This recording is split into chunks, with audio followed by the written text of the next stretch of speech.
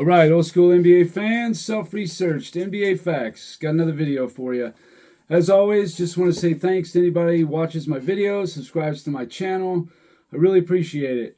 I think I did something new to the backdrop in here. Something's different. I don't know what it is, but I don't know. Whatever.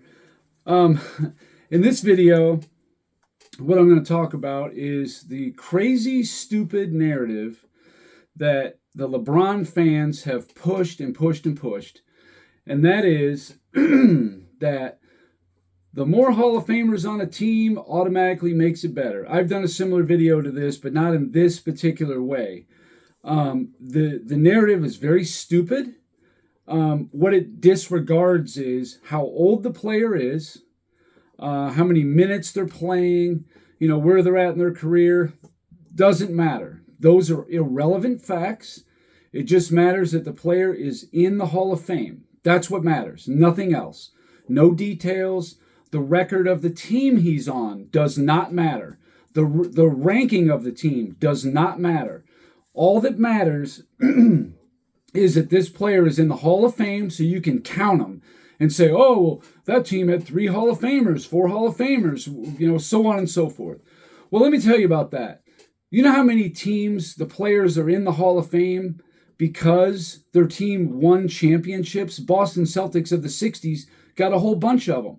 I mean, just for a moment, imagine if the Milwaukee Bucks in the 80s, if they would have won 3 or 4 championships, say instead of, like they beat Philly, beat the Lakers, so on and so forth. Players like Marquez Johnson, maybe even like Paul Pressey, Terry Cummings, these players would have been in the Hall of Fame too. Look at Chauncey Billups. You think there's any way possible that guy's in the Hall of Fame if they didn't get that championship against the Lakers in 2004 and he won Finals MVP? No, there's no way at all. But anyway, so I was just going to go over my top 10 really quick and see how ridiculous this stuff can get so fast. So, for example, in 1997, the Lakers got beat by Utah 4-1. Utah had John Stockton and Karl Malone. Karl Malone was the MVP, but they had 2 Hall of Famers on that team, 2 top 75, in fact. Well, Shaq had Kobe on his team, a rookie coming off the bench. Doesn't matter. He's a Hall of Famer. He's a top 75 player. So we got to count them. So that must have been a monumental upset, right? They each had 2 each, right? Well, not even an upset, but just the same number. It's just ridiculous. Same thing in 98. Shaq and Kobe, they got beat by Utah. In 2003, San Antonio had Ginobili, Parker, Robinson, Duncan. So they had 4 Hall of Famers, right? Never mind the fact that David Robinson was averaging 7.8 points a game, Ginobili 9.4 points per game. I mean, even though San Antonio won, I'm saying that they should have, right? Because they had 4 Hall of Famers to their 2. 2004 finals, I was just talking about. The Lakers had Karl Malone, Gary Payton, Kobe Bryant, Shaquille O'Neal, 4 Hall of Famers. And they got beat by a team that had 2, Ben Wallace and Chauncey Billups. So that's a monumental upset, right? Well, that was a mild upset based on record. Record is always going to be the best gauge to gauge how good of a team is. Doesn't matter about Hall of Famers. All that stuff is just stupid talking points. That's all it is.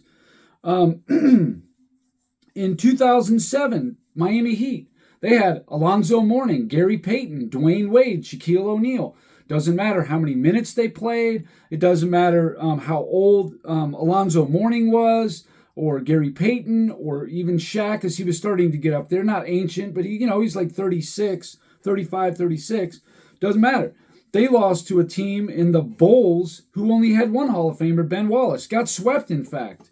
So that should be a monumental upset, right? Even though the Bulls were 49-33 and Miami was 44-38. No, that should not be an upset at all, because at that moment, the Bulls were better. You look at another one was 2010, Cleveland only had 2 Hall of Famers. They were 61 and 21, right? But they should not have beat Boston, who was only 50 and 32, an 11-game difference, because they had 3 top 75 players, Ray Allen, Paul Pierce, and Kevin Garnett. So Boston should have beat them, right? No, that's not how this works. You know, same thing, similar stuff happened with all of them. I'll go through some of them. Tim Duncan. In 2004, 3 Hall of Famers, Ginobili, Parker, himself, they went up against Kobe, Shaq, Gary Payton, and Karl Malone. Karl Malone, Gary Payton, Shaq, and Kobe. 4 Hall of Famers. San Antonio had the better record, but it didn't matter because the Lakers had 4 Hall of Famers, right? No, that's just not how it's supposed to work. 2008, San Antonio had 3 Hall of Famers. They lost to the Lakers. In 08, it had Pau Gasol and Kobe.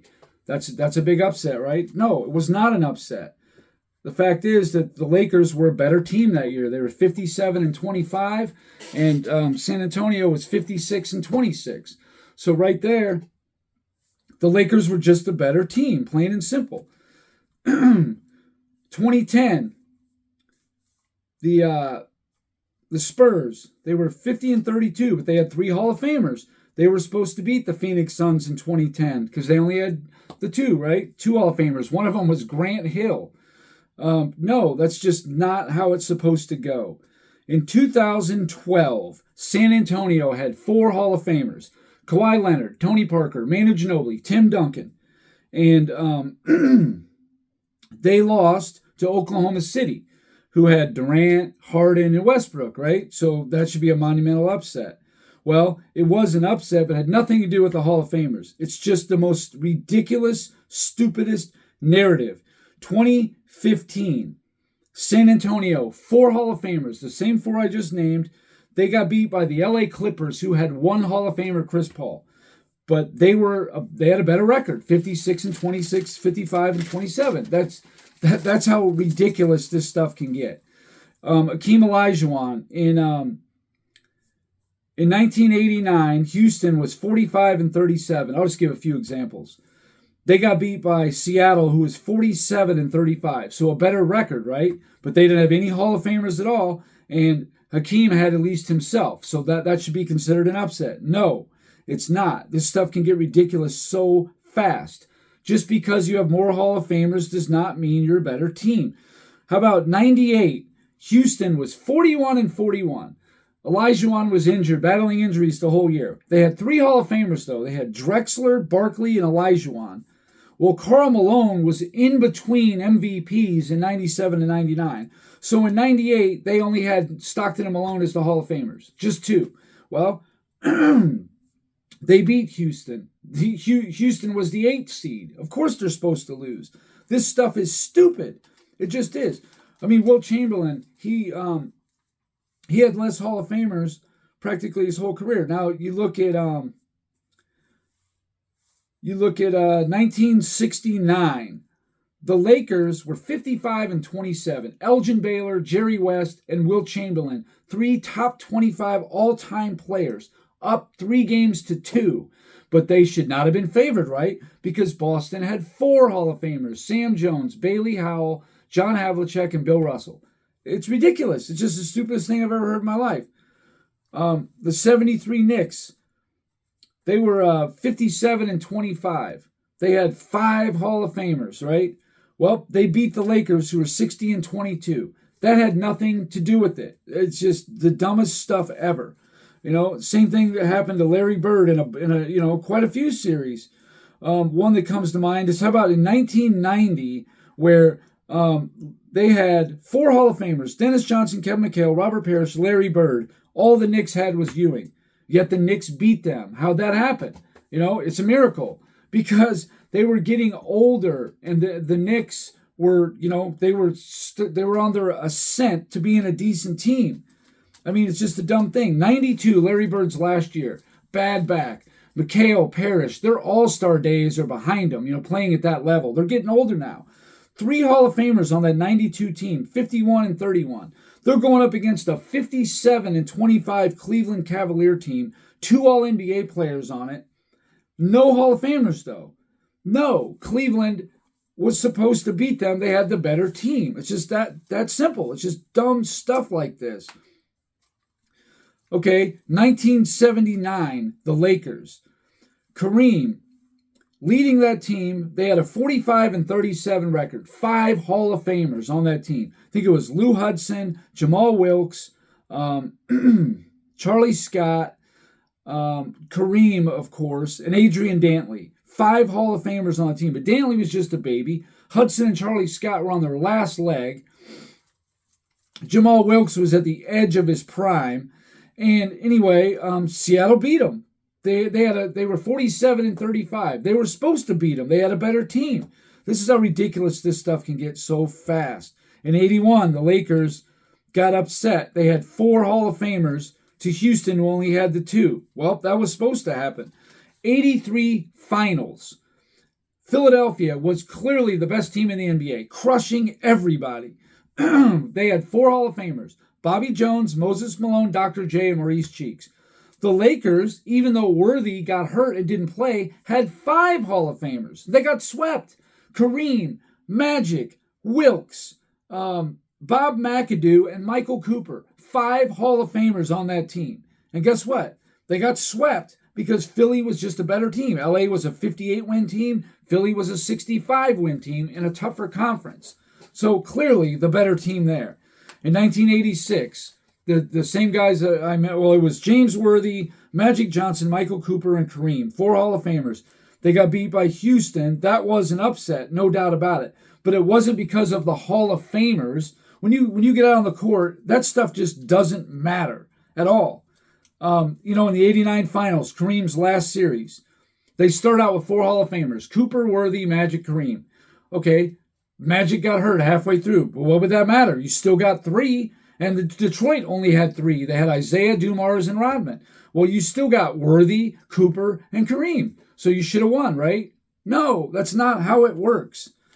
It's just, how about the 2007 first round, Lakers and Phoenix? The Lakers are 42-40. They got 1 Hall of Famer, Kobe Bryant.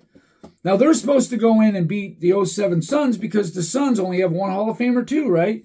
Even though they had 3 All-Stars: Amari Stoudemire, Sean Marion, Steve Nash. 2 of those guys were All-NBA. I think it was Marion and Nash. Marion also finished 4th in Defensive Player of the Year. This stuff just can get ridiculous so fast. I mean, you look at the 1967 Philadelphia Warriors. They were 68-13. Okay, they had 4 Hall of Famers. But Boston was 60-21, 8 games worse, but they had 5 Hall of Famers. This stuff is just stupid. It's just a talking point for LeBron James, all it is. Now, you look at Michael Jordan. Whenever he had the same number, whenever he had more Hall of Famers than the other team, he won every time. But that doesn't mean anything. His rookie year, he was the only Hall of Famer. Well, the Bucks in 85 won 59 games, but they only technically had 1 Hall of Famer in Sidney Moncrief. So what, they're an even matchup? The Bulls won 38 games, but the Bucks had 2 All-NBA players, Moncrief and Terry Cummings, and then they had 2 first-team all-defensive players, Paul Pressey and Sidney Moncrief. I mean, this stuff can just get ridiculous so fast. And I bet you didn't know that Michael Jordan and the Bulls' best run in the 90s was the 1991 run, where by far it had nothing to do with record, it had nothing to do with any of that stuff. The reason why, because in 91, they beat Patrick Ewing, Charles Barkley, Dennis Rodman, Isaiah Thomas, Joe Dumars, James Worthy, Magic Johnson, and Vlade Divac. 8 Hall of Famers, right, in one run. That's unbelievable. The next year in 92, they only beat 2. That's it. They beat Ewing and Drexler. That's it. But here's the thing. In 91, the teams won 39, 44, 50 and 58 games in the final. That was their competition. 39, 44, 50, and 58. But in 92, it was 51 in the conference semifinals. It was 51. Then it was 57 in the conference finals. Then 57 in the finals. I'd say that's a lot better competition. 93, only 3 Hall of Famers in the whole run. And that year, the teams won 43, 54, 60, and 62 games. Only 3 Hall of Famers. It was Barkley, it was Ewing, and it was Dominique Wilkins. There's your 3 Hall of Famers. That's clearly a better run than the 91 one because of the strength of the team, the schedule. This other stuff is just a joke. It just is. It's a complete joke. You know, in 96, they beat 5 Hall of Famers in the run. 97, 6 Hall of Famers in the run. 98, only 3 Hall of Famers. Reggie Miller, John Stockton, and Karl Malone. Anybody can tell me with a straight face that 91 was their best run because they beat Hall of Famers? That's ridiculous. And you use LeBron fans' logic. So LeBron and a whole bunch of others had epic failures then. MJ would have been the best then because he lost one series in which he had more Hall of Famers. That was 95 when he didn't even play the whole season against Orlando, who had just one in Shaq. Even though Penny Hardaway was first team All-NBA, finished 10th in MVP, that doesn't matter. Doesn't matter about that stuff. Just if he's a Hall of Famer, you count it, and then you add up and see who beat more. That's just to fit a narrative. It's all it is. So you look at, for example, in 2011, Jason Kidd was 38 years old. Okay, you really going to count that as a Hall of Famer? I mean, yeah, he's in the Hall of Fame, but come on. The guy was averaging, 7.9 points a game in the playoffs? I mean, and even Dirk was 33. He was 1 week before his 33rd birthday. In 2011 was his last season of being second team All-NBA or first team. It was done after that. His last season of being top 11 in MVP ever. He was top 11 in the previous 10 seasons before, and it was also his last season of over 22 points and 7 rebounds. So he's obviously on the way out of his prime, but you're not going to gauge that. These guys were not in their prime. Dirk was on the way out. You're not getting 27-year-old Dirk, 27-year-old Jason Kidd, the Oklahoma City Thunder. Now, Durant did peak early, and Westbrook did too to a certain degree. James Harden was coming off the bench, and we're going to count him as a Hall of Famer. This is how stupid this stuff gets. 2013 Spurs. They were 58-24, right? Good team, but they had 4 Hall of Famers. Duncan was 37. Ginobili was going to be 36 the next month. Kawhi Leonard wasn't even 22 years old yet. And you had Tony Parker, who was 31. Okay, he was in his prime. All right, fine. And then in 2014, the same thing. But in both those, Miami had 4 Hall of Famers too. They had LeBron 28, Bosh 29, Wade 31, and Ray Allen was 37 and 11 months old. So he was just a little older than Duncan. But you see how ridiculous this stuff can get. Really ridiculous so quick. And one of the biggest epic failures by using your own logic, and I don't want to hear any more about Hall of Famers, top 75 players. I'm done having that conversation. Okay, in 2022, the Lakers had Anthony Davis, LeBron James, Carmelo Anthony, Russell Westbrook, Dwight Howard, and even Rondo for a few games. They missed the playoffs. 5 Hall of Famers. AD got hurt, so what? You still had 4 Hall of Famers. How could you not make the playoffs with 4 Hall of Famers, going by your logic? Never mind that Carmelo is on his last leg, 37, 38 years old. Dwight Howard's 36. Westbrook's 33, still playing pretty good, but he's 33. Anthony Davis in his prime at 29. LeBron's 37. That's why they didn't make the playoffs. Or the same logic applied the last 2 seasons for the Lakers in 2023 and 2024. LeBron and Anthony Davis, top 75 players. Denver only had 1. Then that's got to be considered an epic failure then, by that logic about counting Hall of Famers. It's just the dumbest logic I've ever heard. And again, even going by that logic, then Jordan's got to be the GOAT then. Because anytime he had more Hall of Famers than the other team, he beat them every time. And anytime they had the same number, he won every time except for his rookie year when he was 38 wins and the Bucks were 59 wins. In 1995, when he came back for final 17 games of the year, him and Pippen were in the Hall of Fame and only Shaq for Orlando. Even though Orlando was the number 1 seed, got to the finals.